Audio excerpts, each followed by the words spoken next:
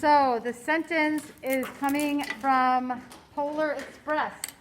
So I am going to read that book today, like I always do, read the book or the sentence.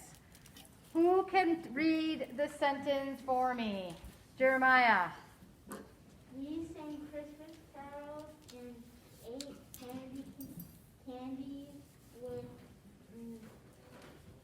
nugget centers as white as snow. Very good. Nougat centers as white as snow.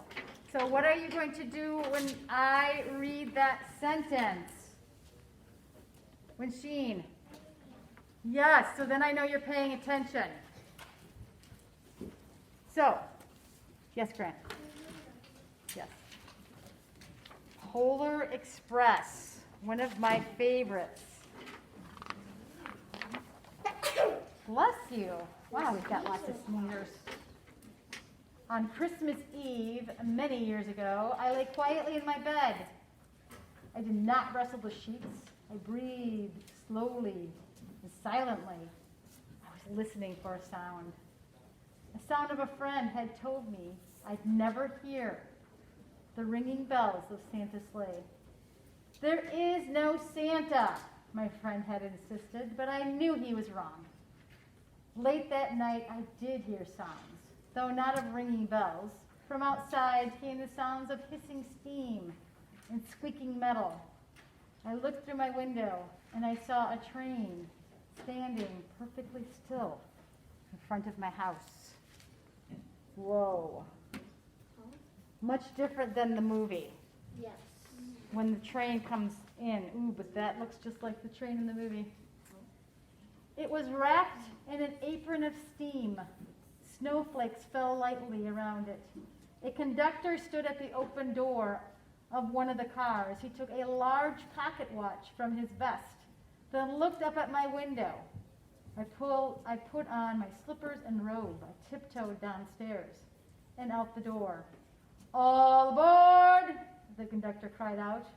I ran up to him. Well, he said, are you coming?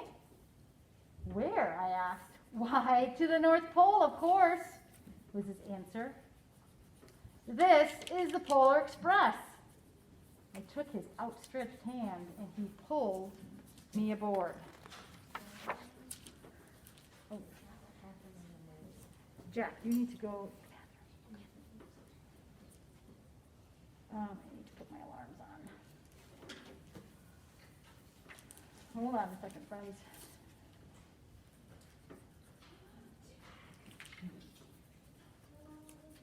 All right. Ooh. The train was filled with other children, all in their pajamas and nightgowns. We sang Christmas carols and ate goodies with nougat centers as white as snow. We drank hot cocoa as thick and rich as melted chocolate bars. Outside, the lights of town and villages flickered in the distance as the Polar Express raced northward.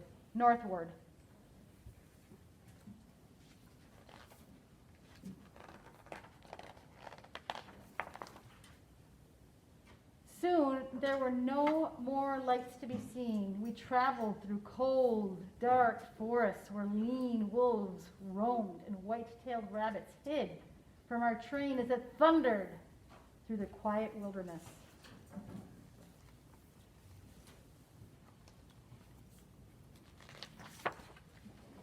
Ooh, wow, look at, there it is, right up there. We climbed mountains so high it seemed as if we would scrape the moon. But the Polar Express never slowed down. Faster and faster we ran along, rolling over peaks and through valleys like a car on a roller coaster. It does look like a roller coaster.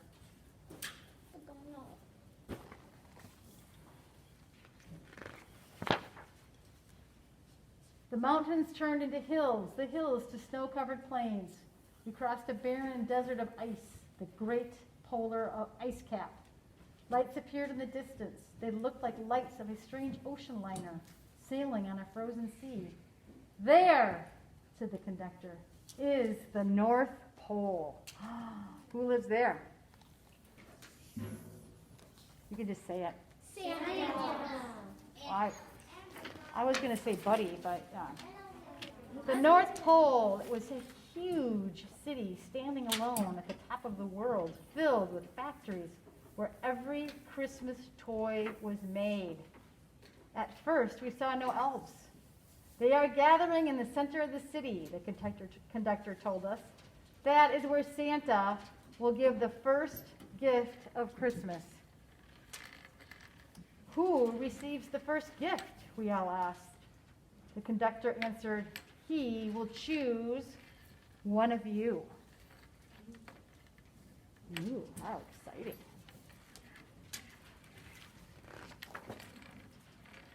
Look, shouted one of the children, the elves! As our train drew closer to the center of the North Pole, we slowed to a crawl. So crowded were the streets with Santa's helpers. When the Polar Express could go no farther, we stopped, and the conductor led us outside. My goodness, look at all the elves. Can you see them? No. There's like all these little red dots. Those are elves. Oh my goodness.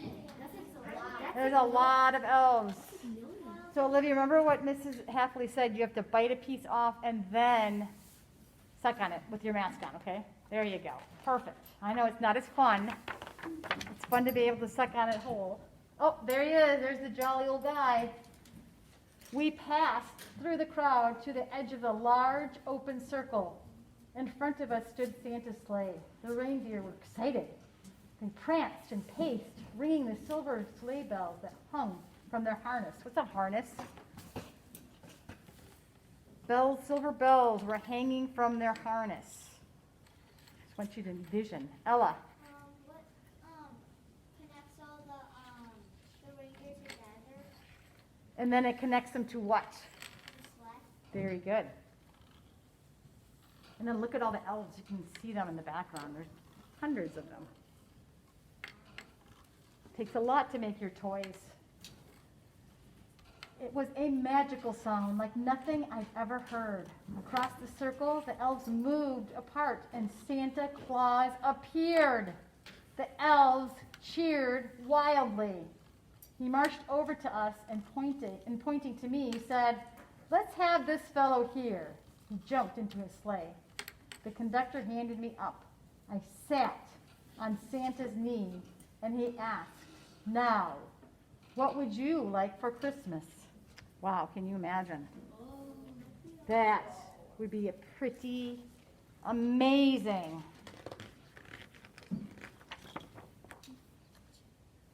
I knew that I could have any gift I could imagine, but the thing I wanted most for Christmas was not inside Santa's giant bag. What I wanted more than anything was one silver bell from Santa's sleigh. When I asked, Santa smiled. Then he gave me a hug and told an elf to cut a bell from a reindeer's harness. The elf tossed it up to Santa. He stood holding the bell high above him and called out, "The first gift of Christmas!" Wow.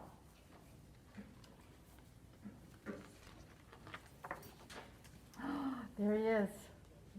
A clock struck midnight as the elves roared their approval. Santa handed the bell to me, and I put it in my bathrobe pocket. The conductor helped me down from the sleigh. Santa shouted out the reindeers' names and cracked his whip. His team charged forward and climbed into the air. Santa circled once above us, then disappeared in the cold, dark polar sky. He has got a long journey ahead of him, doesn't he? Yeah. Getting presents all over the world. All over the world. In money. That's impossible. As soon as we were back inside the Polar Express, the other children asked to see the bell. I reached into my pocket, but the only thing I felt was a hole. I had lost the silver bell from Santa Claus's sleigh. "Let's hurry outside and look for it," one of the children said. But the train gave a sudden lurch and started moving. We were on our way home. Oh dear. Now in the movie, it shows where the hole came from. Does anybody know, remember from the movie? Ella. It was on the end of his bed, and he took it and it made a hole. Yes, when he heard the train, he grabbed his robe and it caught on the bed and made a hole in it. They didn't say that in this book, which is interesting. It broke my heart to lose the bell. When the train reached my house, I sadly left the other children. I stood at my doorway and waved goodbye. The conductor said something from the moving train, but I couldn't hear him. What? I yelled. He cupped his hands around his mouth. Merry Christmas! He shouted. The Polar Express let out a loud blast from its whistle and sped away.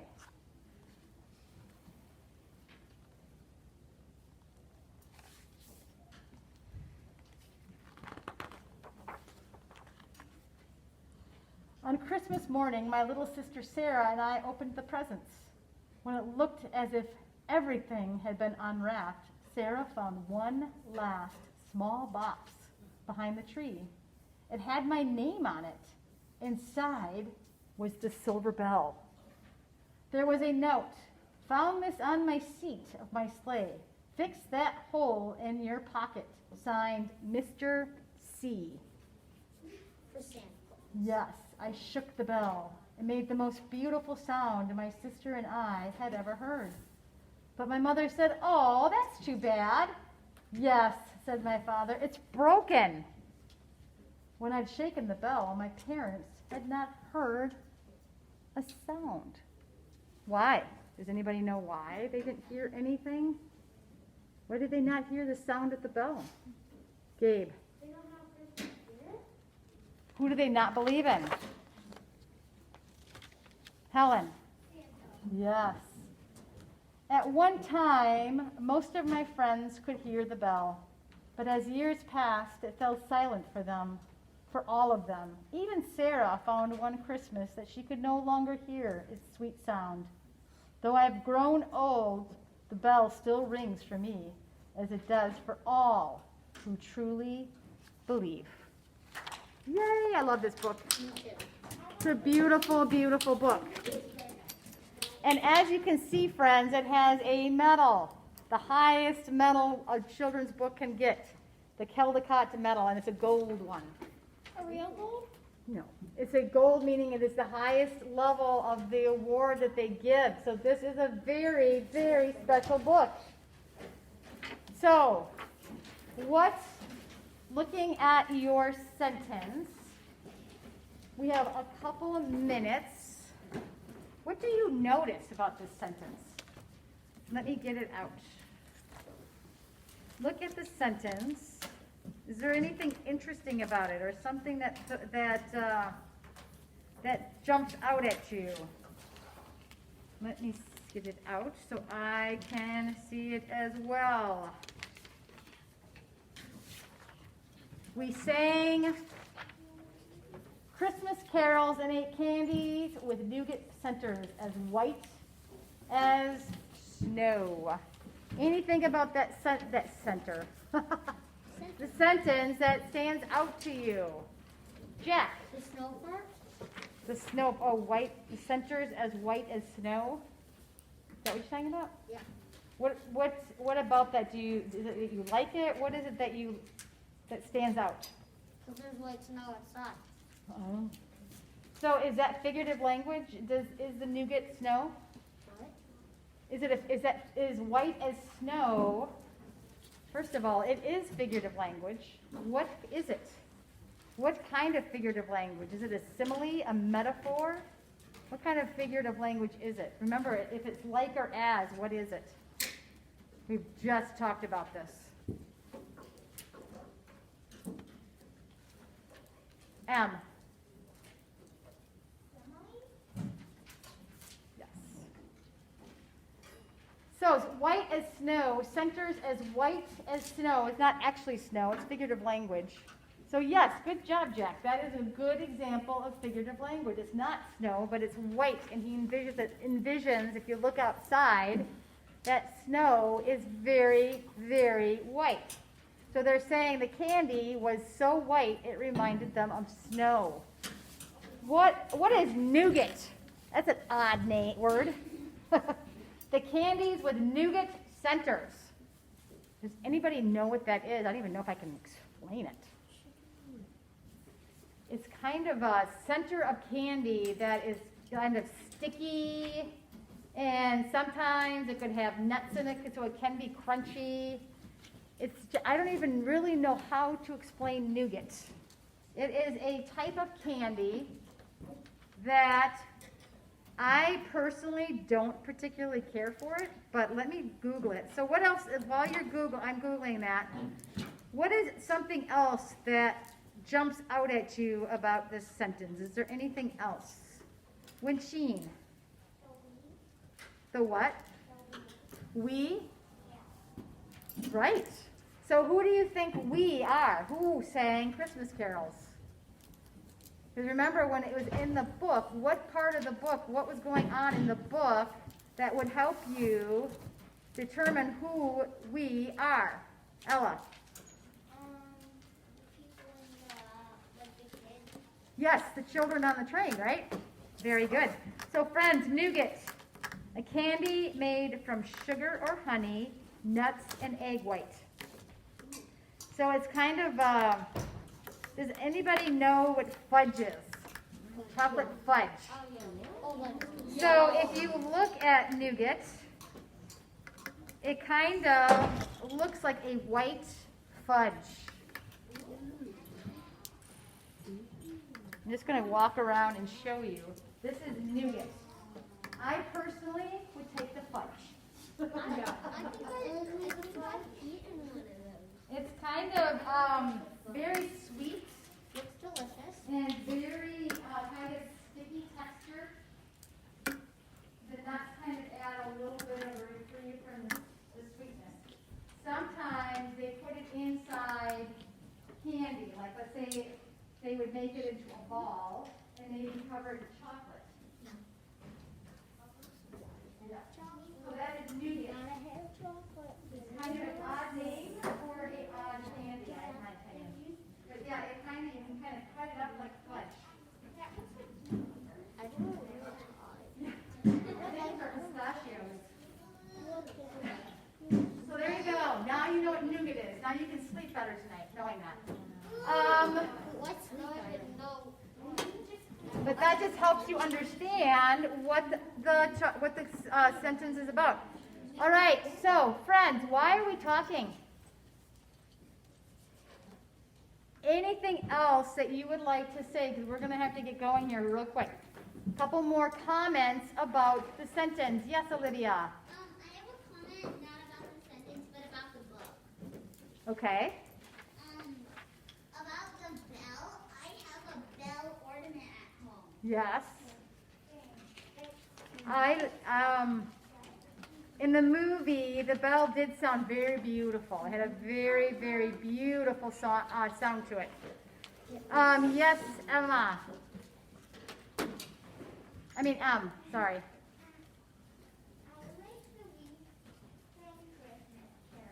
Yes. Christmas carols is a very, we've been hearing a lot about Christmas carols today for some reason. Lots of caroling going on. It is Christmas time after all.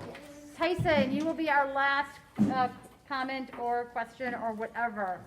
If the nougat was covered in chocolate, you would totally eat it. Well, I might be able to tolerate it better. I am not a fan of nougat, but if it has chocolate, it's much more doable. So I would agree with you, Tyson. All right, so friends. All right, my virtual friends, I will talk to you later.